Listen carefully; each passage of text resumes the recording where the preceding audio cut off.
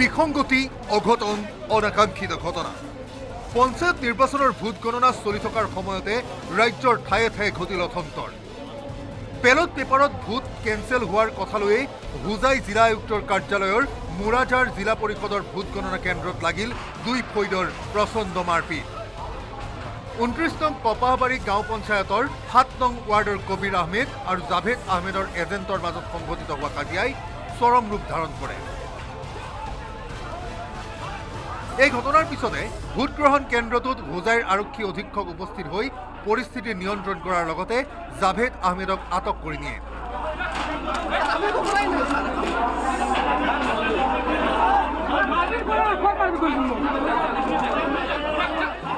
vote গণনা চলি থকাৰ সময়ত ৰঙিয়া সমজিলা কাৰ্যালয়তো উত্তপ্ত হৈ পৰে পৰিস্থিতি ৰঙিয়াৰ দীপ্তেশ্বৰী গাঁও পঞ্চায়তৰ কংগ্ৰেছ দলৰ আঞ্চলিক পঞ্চায়তৰ সদস্য পদৰ প্ৰাৰ্থী সেমিমা মজুমদাৰে 800ৰো অধিক ভোটত জয়লাভ কৰাৰ পিছতো পুনৰ ভোট গণনা ঘোষণা কৰে প্ৰশাসনে পুনৰ ভোট গণনা ঘোষণা কৰাৰ লগে লগে ক্ষুব্ধ হৈ পৰে কংগ্ৰেছ সমৰ্থক ৰঙিয়া সমষ্টিৰ বিধায়ক ভৱেশ কলিতাই ৰাজনৈতিক শক্তি ব্যৱহাৰ কৰাৰ অভিযোগ তুলি ভোট গণনা কেন্দ্ৰতে ধৰ্ণাত বহে সেমিমাৰ উত্তেজিত সমৰ্থকসকল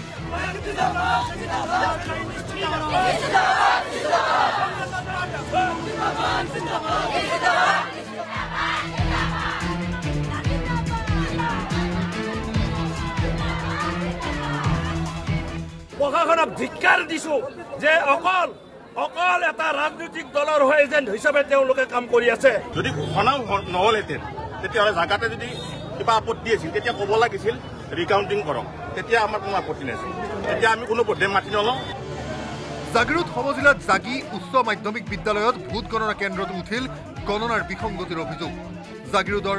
বহা বৰপাক গাঁও পঞ্চায়তৰ আঞ্চলিক পঞ্চায়তৰ নিৰ্দলীয় সদস্য মমতা দাস প্ৰথমে 1170টা ভোটত জয়ী হৈছিল যদিও পুনৰ ভোট গণনাৰ দাবী জনাই বিৰোধী প্ৰাৰ্থীয়ে পুনৰ ভোট গণনাটো 128টা ভোটত প্ৰাৰ্থীগৰাকীয়ে জয়লাভ কৰে যদিও পৰৱৰ্তী সময়ত 133টা ভোটত পৰাজিত হোৱা বুলি প্ৰাৰ্থীগৰাকীক অৱগত কৰে ভোট গণনাৰ দায়িত্বত থকা বিষয়াসকলে ইয়াকে লৈ তীব্ৰ প্ৰতিক্ৰিয়াৰ সৃষ্টি হয় প্ৰাৰ্থী আৰু সমৰ্থকসকলৰ মাজত তোমালোকে 340টা ভোটত জিকিছা তোমালোকৰ টেনচন নাই তাৰপিছত আধা ঘণ্টা পিছত সিহঁতে কৈ আছে তোমালোকে হাৰিছা বুঢ়াবুঢ়ী গাঁও পঞ্চায়তৰ আঞ্চলিক পঞ্চায়তৰ সদস্য পদৰ নিৰ্দলীয় প্ৰাৰ্থী সঞ্জিত প্ৰামাণিকৰ ক্ষেত্ৰতো ঘটিল একেধৰণৰ গণনা বিসংগতিৰ ঘটনা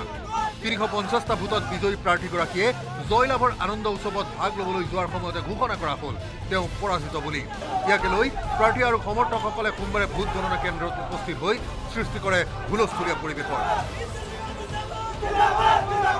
আমি বিচাৰো মানে কি আকৌ ৰিকাউণ্টিং হ'ব লাগে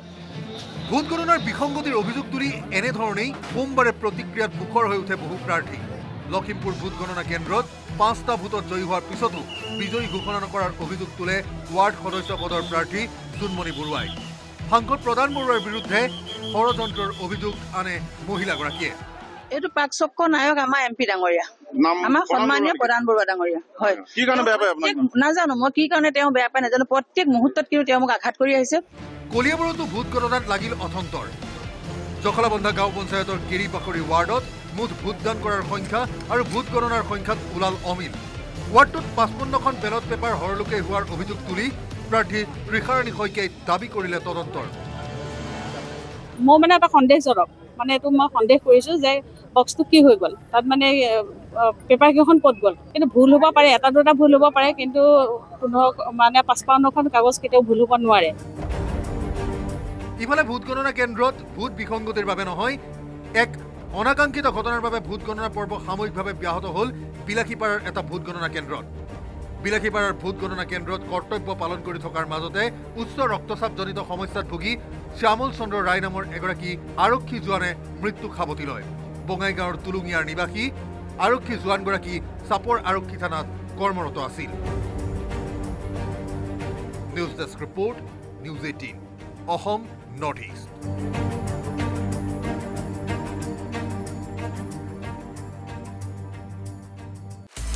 আপুনি বিচৰা বাতৰি পাব কেৱল নিউজ 18 এপত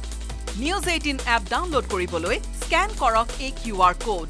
গুগল প্লে ষ্টৰতো পাব এই নিউজ 18 এপ